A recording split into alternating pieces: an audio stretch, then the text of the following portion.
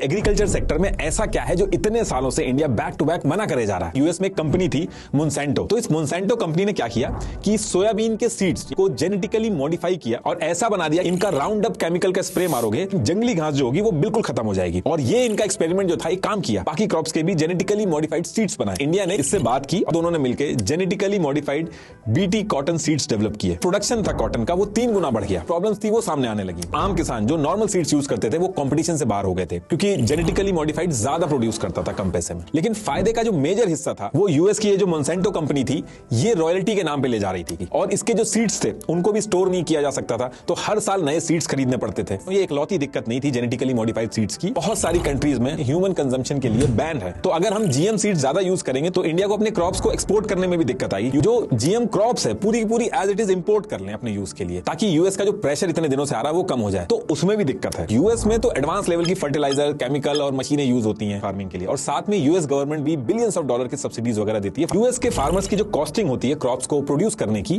वो इंडिया के फार्मर्स के कंपैरेटिवली कम होती है, तो यूएस से इंपोर्ट करने पे जो लोकल इंडियन फार्मर्स हैं वो कंपटीशन में ही नहीं टिक पाएंगे। तो ये इतने सारे रीजन हैं जिसकी वजह से इंडियन गवर्नमेंट जो है वो यूएस के लिए एग्रीकल्चर और डेयरी सेक्टर खोल ही नहीं सकती।